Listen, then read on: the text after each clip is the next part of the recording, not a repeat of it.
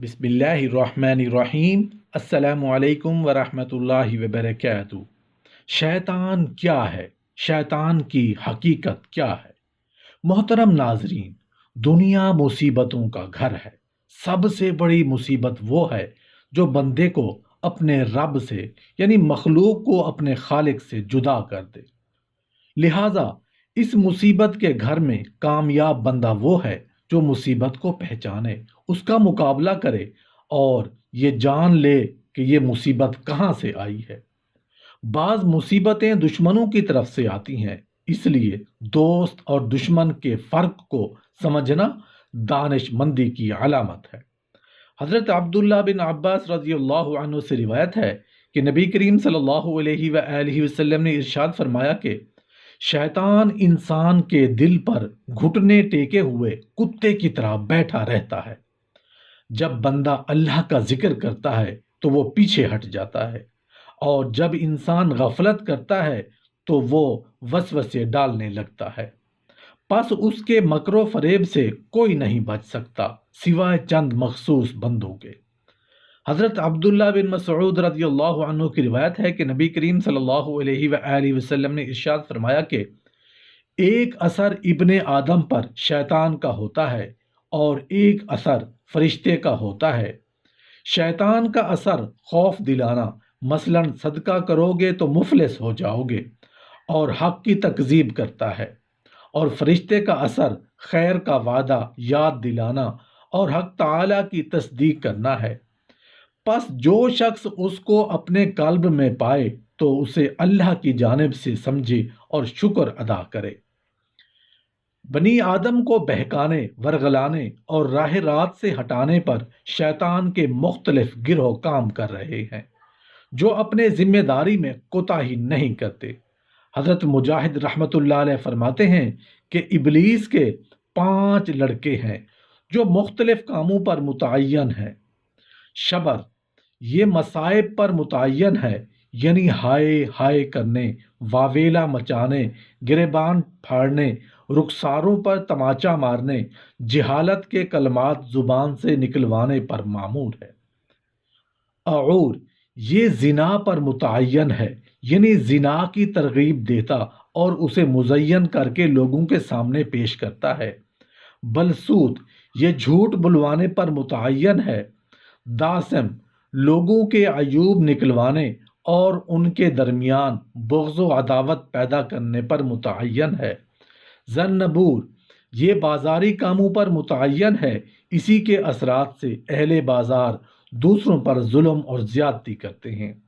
اس کے علاوہ ایک شیطان نماز کا ہے جو بندے کی نماز کو خراب کرنے کے لیے اور خشوع و خضوع میں خلل ڈالنے کے لیے متعین ہے۔ اس کا خنزب کہا جاتا ہے۔ نیز ایک شیطان مستقل وضو کے لیے متعین ہے جو بندے کو وضو کے دوران وسوسے ڈالتا ہے، جس کو ولہان کہا جاتا ہے، جس کے نتیجے میں وہ بندہ شکوک و شبہات کا مریض ہو جاتا ہے۔ پس تم پانی کے وسوسوں سے بچو۔ انسان کے تمام دشمنوں میں کھلم کھلا دشمن، سب سے قدیم دشمن اور جس کی انسان سے دشمنی معروف بھی ہے اور شیطان ہے۔ اس میں کوئی شک و شبہ نہیں کہ کائنات میں پھیلی ہوئی تمام برائیوں کا سرچشمہ وہی ہے۔ خرابیاں اور برائیاں وہیں سے جنم لیتی ہیں۔ یہ ایسا دشمن ہے جو نہ تھکتا ہے، نہ ہار مانتا ہے، نہ کسی کے ساتھ نرمی کرتا ہے، نہ کسی کے ساتھ مروت بتلاتا ہے، کیونکہ روز اول ہی سے اس نے انسان کو گمراہ کرنے کی ٹھان لی ہے۔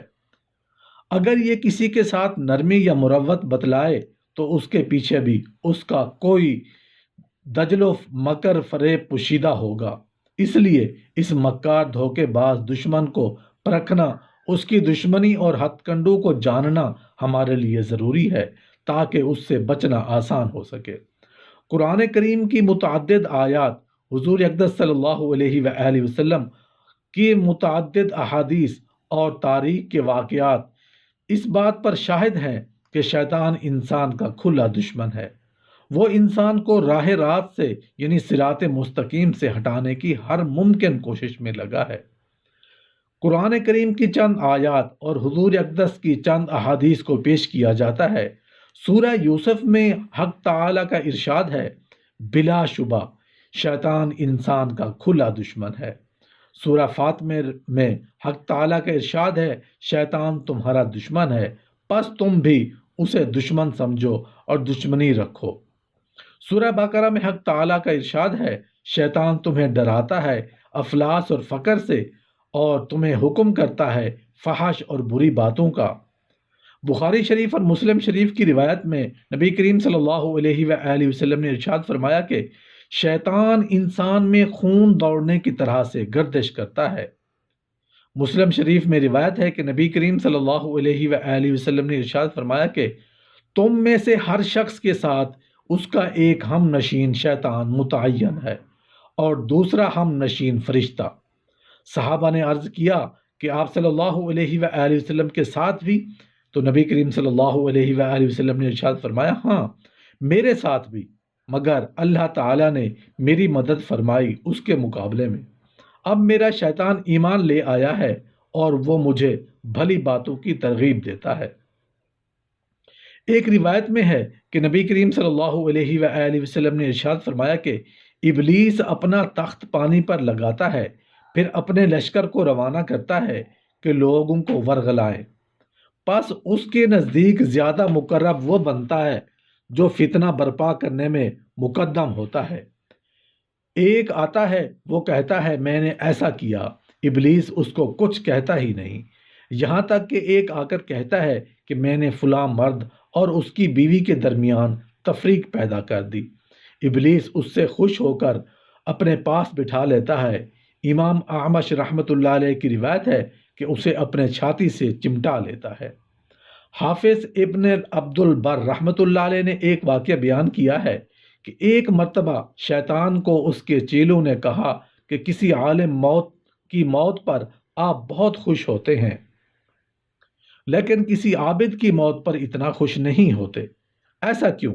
شیطان نے اپنے چیلوں سے کہا، آؤ میں تمہیں سمجھاؤں کہ میں عالم کی موت پر عابد کی موت کے مقابلے میں کیوں زیادہ خوش ہوتا ہوں۔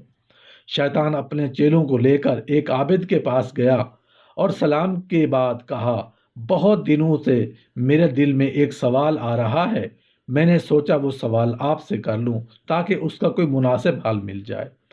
عابد نے کہا، پوچھیے آپ کو کیا پوچھنا چاہتے ہو؟